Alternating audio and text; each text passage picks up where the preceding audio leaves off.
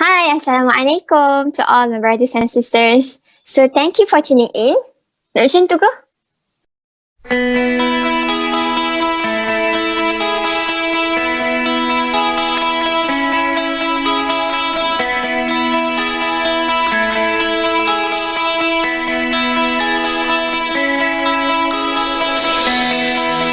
Hi, assalamualaikum brothers and sisters. Welcome to the first ever podcast brought to you by Biro Kerohanian dan Kepimpinan Medical Student Club FSK USIM. So this is the first ever, is a brand new show called the Stethocast. Yay! So today, let me introduce myself first. My name is Shafika. I'm currently at my third year. Medical students, all of us medical student kan? Yes. Okay, so with us today, I very honoured sebab ada a guest that will teman I today. Our very first speaker for our very first episode, Aisha. Hi Aisha. Hi, I am actually feel honoured. So Feel honoured to have Aisha is a Tika. very no lah. So Aisha is a very adorable, cute little Oh my girl. God. So I'm expecting a lot of it from her today. So okay, what are we going to talk about today? Yes. So today we are going to talk about a very important topic sebenarnya. So dalam hidup ni macam benda ni bukan something asing lagi sebenarnya. We do Yes. this every day, but Yes. we oftenly macam rasa macam do it wrongly kadang-kadang, and kadang-kadang macam tak realise pun dia punya importance. We are talking about decision making, choice making. Because what? Because our life ni memang is full of infinite choices that we have to make kan. Macam sehari je berapa banyak keputusan yang kita kena buat. Is macam besar ke kecil je keputusan tu kan. So it is very important for us to become really confident when we make decisions. Sebab kalau katakanlah kita reluctant and hesitate, sebenarnya kita telah menutup potensi and all the macam possibilities that we might have. Sebab kalau katakan kita make it a very confident decisions, very firm, we are actually unleash our potential and open up so many possibilities in front of us very confidently. So with that kan, sebenarnya kita kena confront the option before us with courage lah basically. So then to start things off, I want to ask our very first question to our very first speaker of our very first episode to Aisha. So the first question is that actually kan, why this decision making plays such a big role in our life? Silakan Aisha. Life. Okay, so it is very obvious because every day we make decision, and all of the decision, small or big, like Pika had been saying just now, it construct our life as a whole. So it's construct our life as a whole. And talking about when decision making, meaning that we have our free will, whether we want to do it or we want to do it. It's all up on us, right? Okay. So, talking about free will, if you have ever heard about the philosophical belief that some of them, a group of them say, oh, we live in a free world. So, semua tu on our free will. That there are a group of people who believe that sebenarnya kita tak ada pun free will tau. All have been predetermined, and all semua kita punya choice sebenarnya dah adalah caused from before punya events. Tapi itu philosophical belief lah, and they keep arguing it until nowadays because but in Islam we are already guided. Kita ada kita punya panduan yang sangat tetap kan. Dalam rukun iman kita percaya pada qada dan qadar, which means in qada and qadar kita it is a combination of human efforts and God's will. Okay, human effort and God's will, meaning in our decision making we need to have efforts from our side first, and then whatever that entails after that memang adalah God's will, Allah punya ketentuan lah kan. And then setiap hari kita baca surah Al-Fatihah kan, iyyaka na'budu wa iyyaka nasta'in. Perkataan nasta'in tu sendiri adalah kita minta pertolongan kepada Allah, tapi sebelum tu we have to give our effort first. That is what Islam had been teaching us. Okay, so where am I going? Okay, Okay, now let's get back to the decision making, kan? There will be a variety of degrees on the importance. Like Pika, we have been discussing from the simplest thing, from you want to eat the fries first or the burgers first. Each of either that doesn't give any quite a big impact until to the extent that decision that can determine our life and death, right? Okay. But sometimes the small things memang nampak kecil, but it can accumulate to something big. This what we call sometimes all the small bad decisions suddenly become big before you know it, and that's the time when we regret. Contohnya lah kan, the small bad decision, like you want every time you go out, when especially those who ride motorbike, they want to go out but they don't wear the topi keledar. That's seems like a small bad decision, right? But you never know when the bad thing can happen. So from that small, when you decide to, okay, just wear lah, walaupun pergi dekat je kan, kedai runcit kan, tapi you pakai topi keledar, and suddenly you na'udzubillah get into an accident, but you are, what if you don't wear the helmet? Yeah. Interesting, because what I do think also what we need to highlight is that the very critical moment is when you decide. Yes. Because contoh lah, even macam Aisyah punya contoh even tadi. it seems small. Macam contoh Aisyah punya contoh tadi kan, macam kalau katakan kita nak keluar ni, kita nak pakai helmet ke tak? So that is the critical moment. So kalau katakan kita decide tak nak pakai helmet and then end up accident, so that is over and done. Macam that is the consequence that we need to face. So bayangkan kalau kita decide untuk pakai and then we can avoid some kinds of injuries that may be fatal to our lives. So that's how important it is. Yes, in our life, because this critical moment, kalau macam katakan dalam medicine tu kan ada the golden hour for the patient to survive life ke mati ke kan. So this also actually the golden hour in our life, because every day, every time we make decisions is actually mesti macam banyak ke sikit akan bagi impact juga ke our life as a whole. Very impactful. So kan Aisyah? So, do you have anything? Yeah. So why it is so important? Because we don't want to have regrets. We just don't like regrets. That's all. We want to live a happy life. That is our survival instinct. Macam tu lah. Yes. Sebab making decision ni pun kadang-kadang kalau katakan kita fikir dia macam benda yang kecil kan. Tapi dia macam benda tu lah yang kita buat sehari-hari dan benda tu lah yang akan bagi impact dekat dalam hidup kita. Okay? So then, if we think about it also kan, kadang-kadang kan ada orang akan cakap macam ni. Contohlah, katakan kita salah buat pilihan, we make wrong decisions and somehow we end up in failure or unsuccessful thing ke apa kan. And then people might say it's okay, you need to face the failure, you need to face the loss first before you can success, before you can achieve the happiness. But actually, my favorite author, which is Hamka. Wow, Hamka, my favorite. So he had mentioned in one of his writing on this book called Tasawuf Modern, he said that ada orang kata pengalaman dan penderitaan hidup itu adalah yang paling penting dalam nak menentukan kita punya bahagia dan kita punya kejayaan. Dia bersetuju sebenarnya yang pengalaman ni actually plays such a big role lah untuk kita nak face nak menuju kejayaan tu.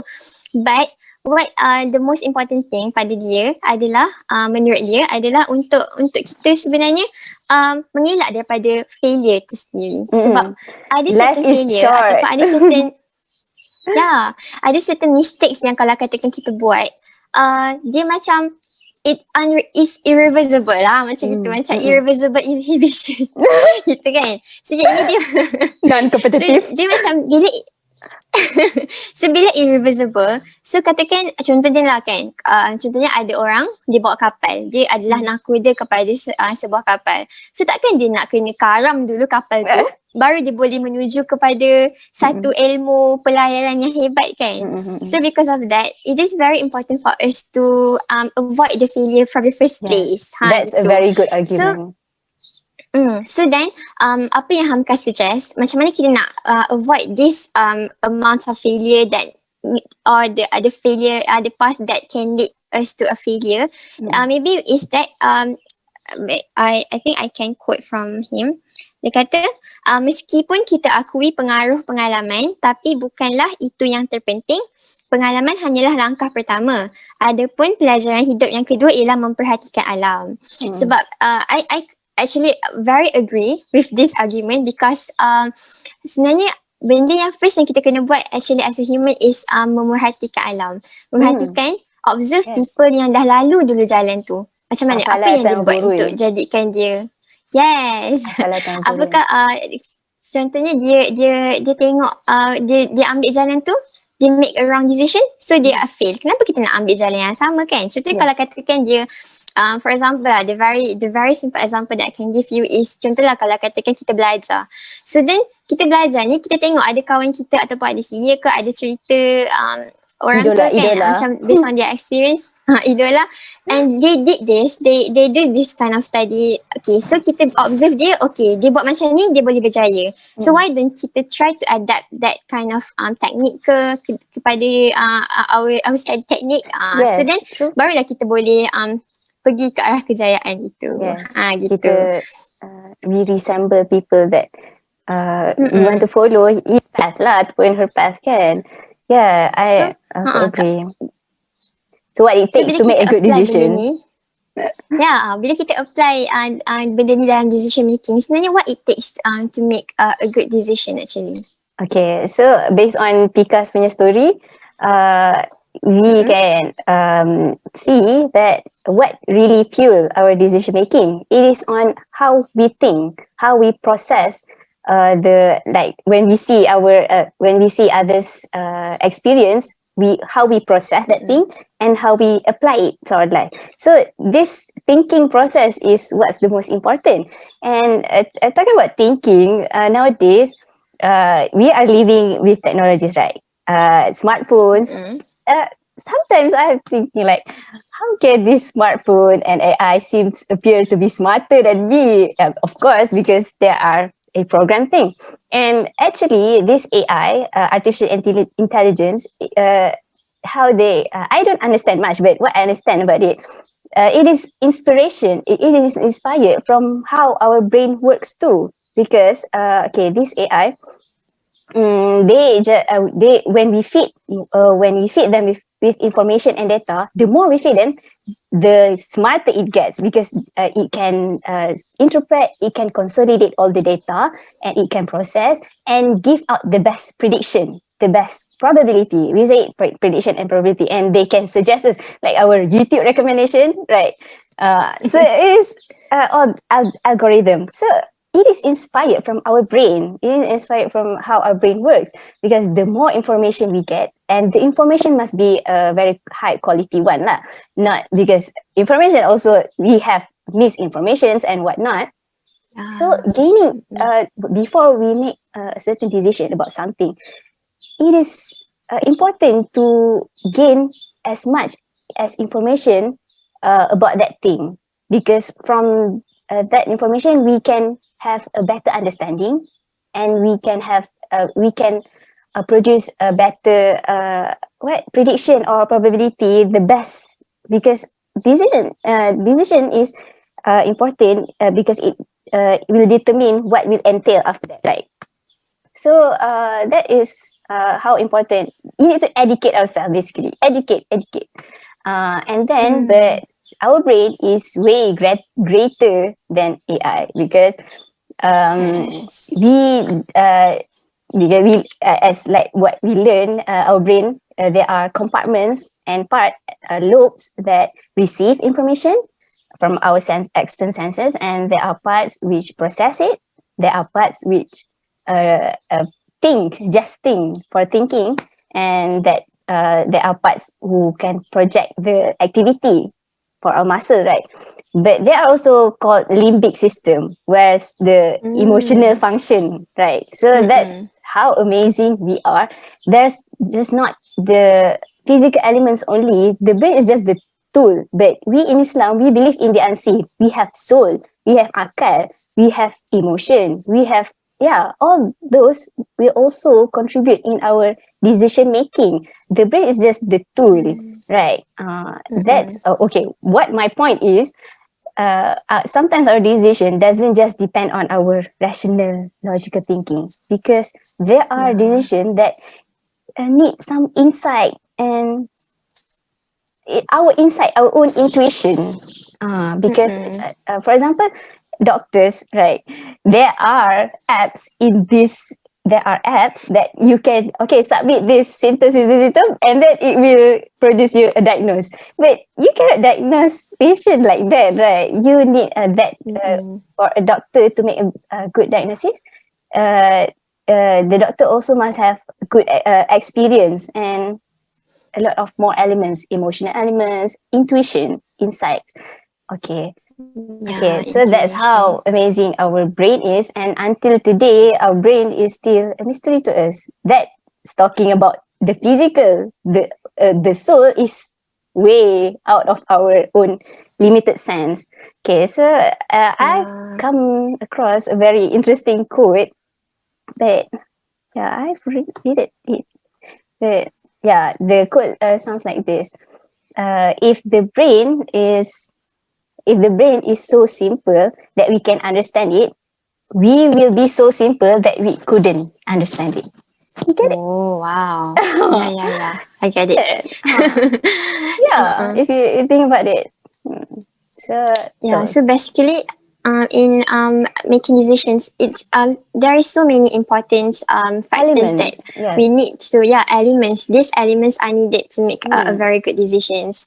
But I think the most important things that I want to highlight from what Aisha have said just now is that it is important also for us to gather as much information and knowledge as we can in order for us to make decisions, because what really matters is that we know what are we going to face. Yes.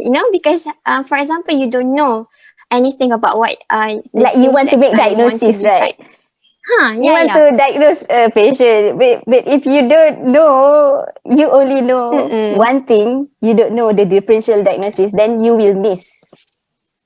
Yeah, because of that, this important dalam hidup ni, macam kita nak buat apa-apa keputusan pun kita kena gather the information first and know the knowledge and know what are you facing. Kalau katakan korang nak pilih bakal suami pun kan, mesti korang akan macam observe apa benda yang dia ada, apa benda yang dia tak ada, macam mesti recreating dengan kawan-kawan dia, okay ke dia ni, semua tu kan. So then you will not make the bad decisions in your life. So then and another thing that interesting thing that Aisha mentioned just now is about emotion also, because that's actually differentiate us from AI kan, artificial intelligence. Betul. Because sebenarnya dia orang can be good, our macam, emotion in our decision making, it can be good, but it can be bad too. Because talking about forgiveness, if we think sometimes when someone did us wrong, and if we think logically, that person just doesn't deserve our attention anymore. But when we involve our emotion, when we involve our we forgive them. That's the good part of it. Our heart. Yes, our heart. Yeah. It can be Sometimes betul. Kadang-kadang macam what make us human is actually the emotion tu je lah kan. Sebab benda emotion, sebab sebab based on our judgement already, memang kita akan fikir, memang akan jadi terus benda lah, macam komputer lah, apa yang salah-salah, apa yang betul-betul. Sebenarnya life tak macam itu. Life kita adalah macam ada banyak benda lain, macam emotion, intuition, insight, semua tu. So then kita kena guna semua benda ni untuk make the very best decision that we can produce. But sometimes life can take a different turn. Dia macam kadang-kadang kita kadang-kadang kita macam dah try dah our best to make our decision kan. Kita dah try dah nak buat, kita dah try to know what we need to know, and then make our judgment Kita dah accordingly. minta nasihat orang. Tapi somehow in our life things go wrong, and then things go the way we don't want it to be. Okay, so then kalau macam gini lah, macam contohlah kita buat dah keputusan sebaik mungkin, tapi still it's not the way yang kita nak, and the worst thing macam benda tu could go worse terus, macam benda yang kita tak nak tu lah yang dapat. So sebenarnya dalam situasi macam ni kita nak buat apa? Okay, so in this situation, I bet everyone already know the answer because we already have been through all of this throughout our life, right? So for me, from my side, I think regarding handling the consequences of our own decision, my key takeaway for you all is to be responsible. Just be responsible for whatever your decision is. Meaning, what I mean by being responsible is because there are our decisions that affect others, right? But there are decisions that only affect ourselves. Whatever it is, just be responsible. Be responsible for others. Sometimes when the bad things really hempap us, kita macam tak boleh nak fikir. Give your time. Give yourself time. But don't ever give up, because giving up is like run away from your responsibility. And you must take care of the things. We need to have the mindset, if I messed up, I need to clean up after myself. Don't ever expect, because I really can't tolerate those people who make the wrong decision and then they just expect others to clean up for them. I can't tolerate those people. It's so bad. There's a really bad attitude. Yes. And being responsible for ourselves is to pick ourselves back up again. That is how you be responsible for yourself. And we can really take this. We have our role model, our father, Nabi Adam. He, even though he was dihantar ke bumi kan, he never blamed anyone. He said that this is on me. Rabbana zalamna anfusana, right? But what Shaitan did? Shaitan is blaming everyone else. We need to take our role model as a guideline. Whatever decision is on ourselves, and take your time. Even though you can't fix it in a short time, don't ever put the blame on others, like that. And I also agree that everyone actually are accountable for their own decisions that they make. And just like that, macam Aisha mentioned just now, it's a very interesting example about Nabi Adam just now kan. Macam mana dia dah buat mistake dah dekat syurga kan, dia makan buah hudi. Dia boleh je macam I don't remember, but dia boleh je macam kalau ikut syaitan, blame lah kenapa Allah tentukan macam ni. Tapi Nabi Adam tak. Nabi Adam cakap, ampunkanlah dosaku, aku telah berbuat zalim ke atas diriku sendiri. That is the first kisah in history lah. In history of humankind. I think it is also important for us to emphasize that memanglah macam kita ada this transition time after we making the bad decision, mesti kita rasa macam all the guilty and macam rasa macam this is so wrong, why things do not go the way I want it to be kan. Macam mesti ada satu phase yang rasa macam in the face of denial kan, macam kenapa macam kalau tak rasa tu you are just not human.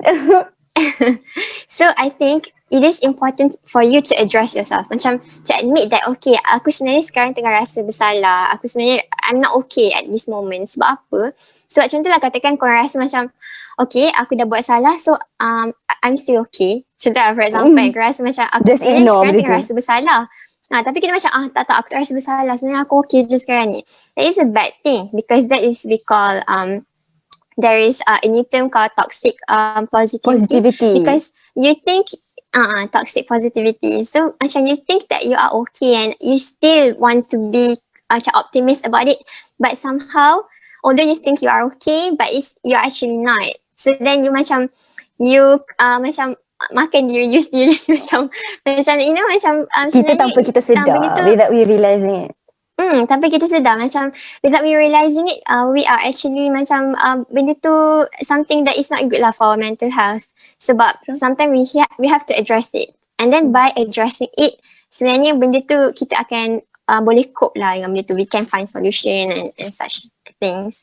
So and another thing, I think kalau katakan things go wrong, I think benda yang kita boleh buat juga adalah selain daripada kita macam be responsible, is that we need to macam revise balik what is the consequence. Macam kita tengok balik apa consequence tu and address responsibly lah accordingly. Macam contohlah katakan lagi-lagi decision yang kita buat tu affect people around us, affect our families, our friends ke. Kadang-kadang benda-benda ni macam Kadang people like macam, shut out themselves from others kan. Macam kita rasa macam aku dah buat salah, aku dah macam Aku tak nak jumpa dah orang-orang tu. aku dah buat keputusan yang salah. Dia macam tapi macam mesti diorang tak suka aku ke benda ni. Benda tu is a bad thing lah. It's a negative thing to do. So then what you need to do is address yourself accordingly, and also be responsible lah, like Aisha mentioned just now. Macam Nabi Adam dia tak justify pun kenapa kita buat kenapa dia macam tak salah. Dia tak salah. Kenapa dia tak salah? Dia just macam terima and then bertaubat accordingly lah. Macam tu lah in the case of Nabi Adam. That is we need to apply it in our life. So that will bring us to the next question. So macam kalau katakan lah macam dalam hidup ni macam sebab making decisions tu macam part and parcel in our life kan. Bread and butter. Apa lagi? So jadinya macam benda tu actually very important lah kan. So mesti dalam Islam, because Islam is agama yang syumul, so it's a very complete religion. Mesti Islam ada suggest something to us what to do if we have to make simple decision or big decision, what we need to do according to Islam. Yes, okay. So according to Islam, we being a Muslim and we believe in Allah already lessen the burden of our anxiety when we want to make decision, because we know Allah always got our back, but we need to effort first lah. To think that okay, if things doesn't go my way, maybe it's just the best for me. To think that already, it quite stress relieving, because those who doesn't believe in God, they may be a very anxious person, or in the other extreme, they may be person who just doesn't care because they feel like life is meaningless anyway, so why bother? Okay. So, but we are well balanced in Islam. So okay, so the practical thing is we have doa istikharah. You can make istikharah in doa or in solat. Okay guys, istikharah is not only for finding a life partner. It is basically just for everything you want to decide on. Okay, so in istikharah, we pray that jika baik untukku, maka dekatkanlah. Jika buruk untukku, maka jauhkanlah. So you can doa every day, and it's like an armor. It is like an armor for ourselves, because if someone rejects you and that person is who you really adore, at least it doesn't break you to the core, because you have your armor. You already have like, oh, that person just not the best for me, so let's move on. End of story, right? It just like, I'm just gonna kill myself. No. So istikharah and have the trust in Allah is our armor. And yeah, and every day we thought to stay Bismillah when we want to do something. So yeah, it is well balanced. And I always hold on to this one quote, فَإِذَا عَزَمْتَ فَتَوَكَّلْ عَلَى اللَّهِ. When you have azamta, when you have berazam, when you have decided on something, or when you already have your own resolution, and then just tawakkal, whatever that comes after that. Yeah. Because whatever comes after that, because like I've said in Surah Al-Fatiha also, iyyaka na'budu wa iyyaka nasta'in. We just need a balanced life. Betul, I think and also it is very interesting that actually Prophet Sallallahu Alaihi Wasallam had already mentioned to us. Let me recite the hadith from Jabir ibn Abdullah. He said that the Prophet Sallallahu Alaihi Wasallam, peace be upon him, would instruct us to pray for guidance in all of our concerns, just as he would teach us a chapter from the Quran. So it is very important, macam very interesting kan, macam Rasulullah macam suruh kita instruct us to pray for guidance, maksudnya menyuruh kita solat untuk dan berdoa untuk petunjuk macam mana Rasulullah ajar kita daripada chapter of the Quran. So it's really macam interesting sebab macam nak cakap betapa macam pentingnya kita seek for Allah punya guidance in whatever decision that we are making. Sebab macam kalau katakanlah macam solat istikharah tu kan, macam ada scholars Islam ada mention, saya tak ingat nama dia siapa, tapi dia macam cakap lah sebenarnya kalau macam kita a very simple thing to do pun sebenarnya kalau kita kena buat solat istikharah. Macam for example kita nak pilih tali kasut kan, macam there is a very macam nak pilih mana dia macam menggambarkan gila, kan? Menggambarkan kerendahan hati kita juga. Betul. Dan lagi satu kan, but I think benda yang macam something yang orang lain tak ada lah kan, macam ada religion tak ada. Bila katakan kita buat istikharah, contohlah things go wrong, sebenarnya kita positifkan diri kita balik tau. Sebab we know that this is the best for us, then Allah dah macam Allah is the best planner after all kan. Macam kalau katakan kita pilih but then benda tu sebenarnya salah, sebenarnya Allah that is the best for us. So then simultaneously kita pun akan macam macam reset balik diri kita lah, macam kita cakap okay, this is the best actually for us, and kita akan macam learn to accept it lah more than deny it. So macam benda tu is a very great thing, is a blessing, and it's a very beautiful thing juga kan. And another thing is macam kita nak ya. And lagi satu macam benda macam Aisyah mention about doa istikharah kan, macam kita Muslim kan, so we need to use our best weapons, which is the doa itself kan. Macam the doa tu macam something yang kita rasa macam doa lah dalam semua aspek benda yang rasa macam benda yang macam kita lah decision yang kita nak buat tu macam is out of our reach ke, macam benda yang macam impossible gila, tapi benda tu lah yang kita kena doa. Sebab ada orang cakap ada saying ni cakap kita kena be kita janganlah jadi realistik sangat waktu berdoa tu. Kita doa je apa yang kita nak. Macam gitu. And the last thing bila is doa lah apa yang kita nak ni pun, bila doa lah apa yang kita nak ni pun macam kita betul-betul trust Allah punya kuasa. Macam really, kalau kita macam doa realistik sangat pun macam kita macam tak trust ke apa, macam berkira-kira kan. Sedangkan Allah punya kuasa tu is memang abang. Memang betul. Lepas tu macam kalau katakan lah kita waktu kita berdoa tu pun kan, macam benda yang lagi satu kan, bila kita berdoa tu sebenarnya macam dia provide assurance kat kita. Sebab kita berdoa tu macam kita minta dekat The Almighty. Macam setiap benda, hatta daun yang jatuh tu pun Allah yang susun kan.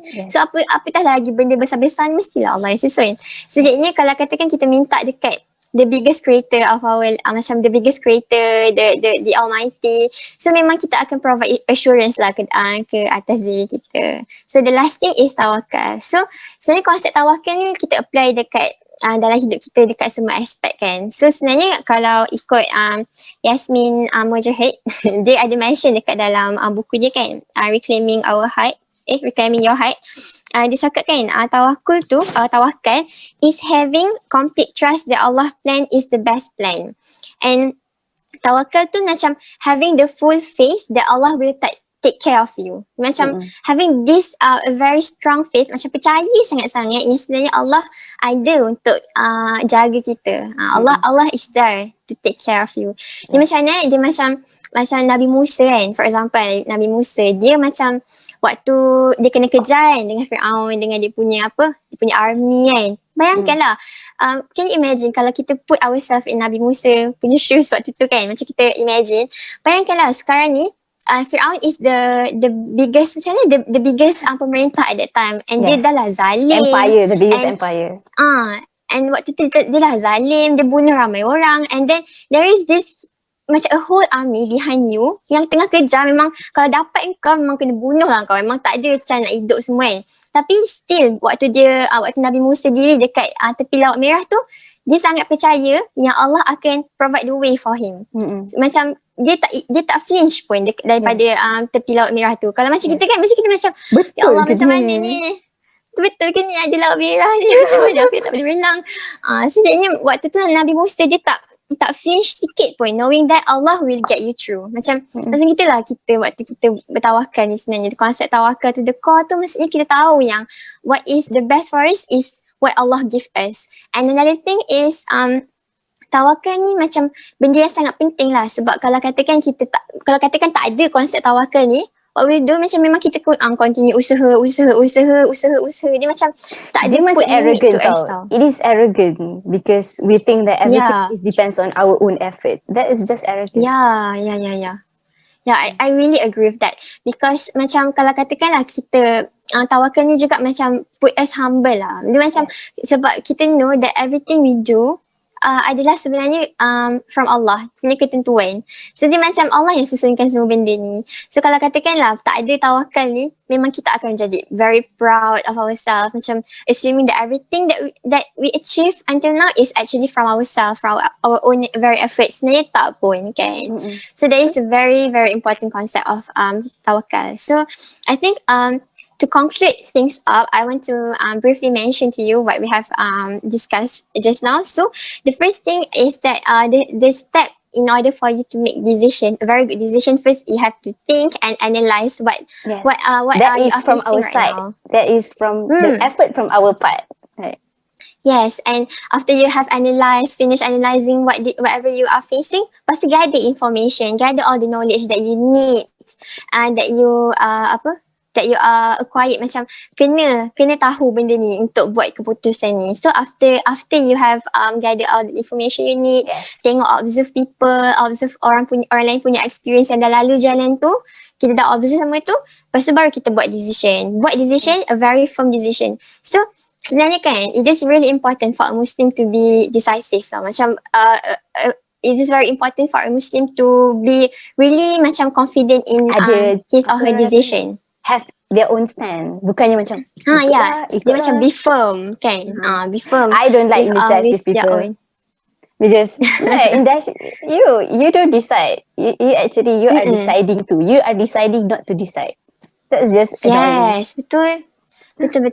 Tapi dia macam kalau katakan kenapa I cakap benda it is important for Muslim to be decisive. Contohlah kalau katakan kita kita is indecisive kan, macam kita susah nak buat keputusan, so macam takut nak buat keputusan, tak confident, reluctant, hesitate, semua tu kan.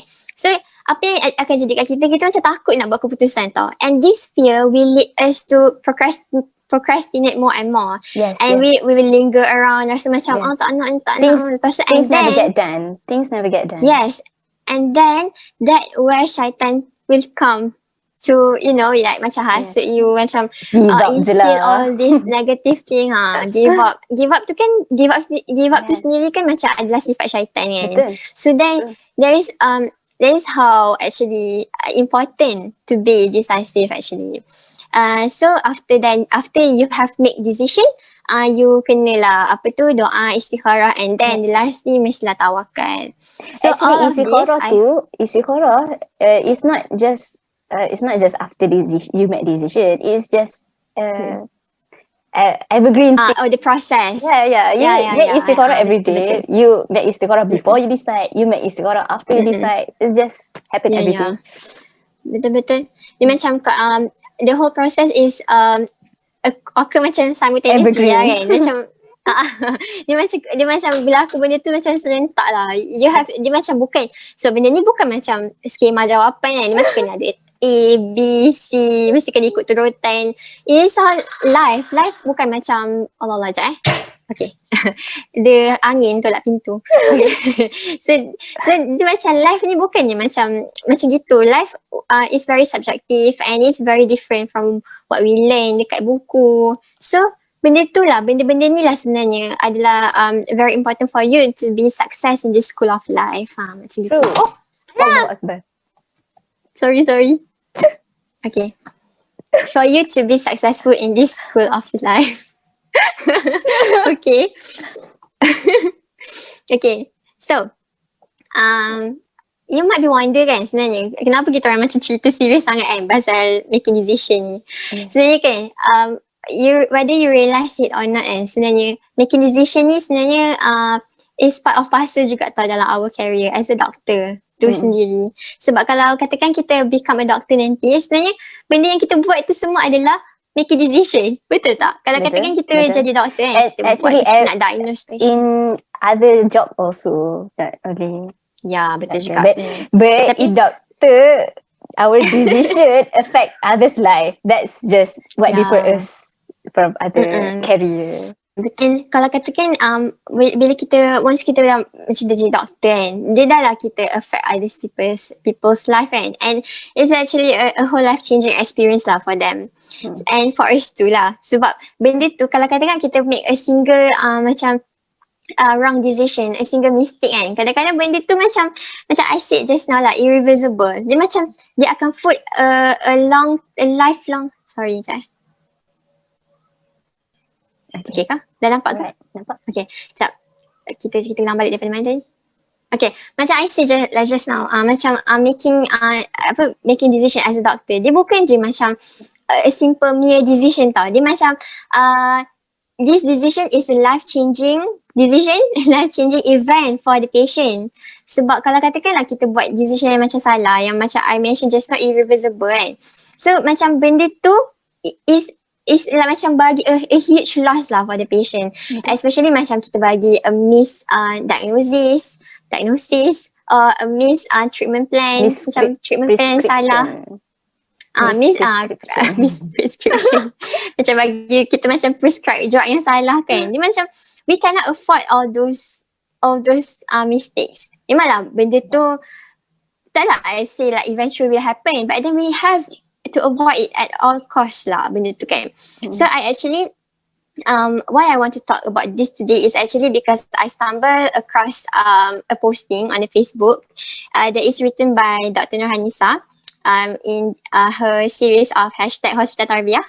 So she had mentioned there that become a doctor sebenarnya kita kena banyak sangat buat salat sunat istikharah, sebab ultimately kita memang akan buat decision sehari-hari tau. Memang kita akan buat decision in so many things, from the very simplest thing macam contohnya kan macam apa simple thing as a doctor, macam contohnya nak choose treatment plan ke, atau macam kita nak buat diagnosis on a patient kan, macam kalau tiba-tiba dekat ward tu patient tu tachycardic kan, kenapa patient tu tachycardic, kenapa, so apa ni kita nak buat after this, the treatment plan tu semua. So sebab semua tu involving us in making decisions. So sebab tu lah sebenarnya istikharah tu penting. And macam tu lah, macam kita orang cakap tadi about the steps in making decision, kena gather information semua tu. Sebenarnya kita sekarang dalam proses gathering information. And so then bila kita dah jadi doktor nanti, we will make a very competent clinical judgments, and we can avoid whatever mistake that we bound to make. Sebab kalau katakanlah sekarang ni pun kita macam tak realise this thing, it is macam very dangerous lah, sebab benda tu lah, benda ni lah sekarang yang kalau macam belajar pun malas-malas kan. Itulah masalahnya.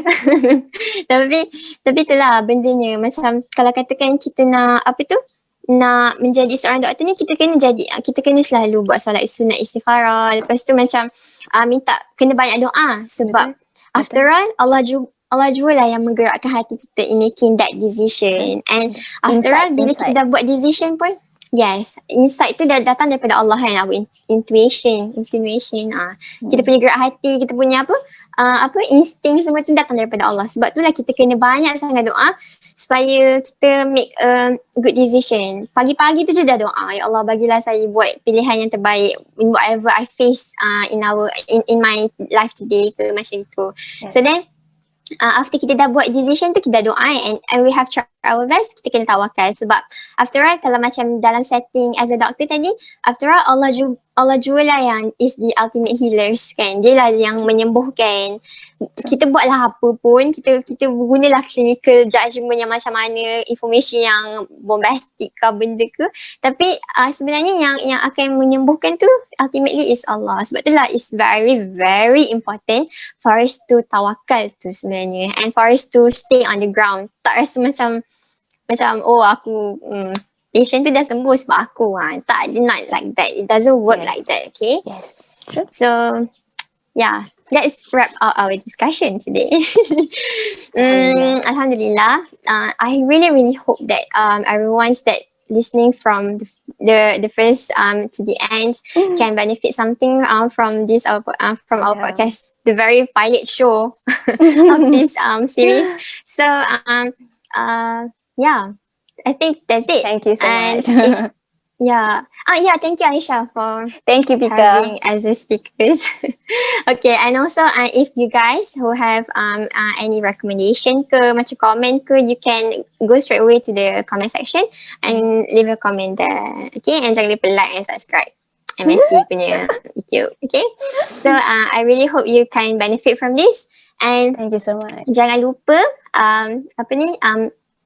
inspired people to be inspired, okay? Spread good things, and then stay safe and stay healthy. So that's all from us. From me, Shavika, and from Aisha. from Aisha. Okay, bye. Assalamualaikum. Thank you.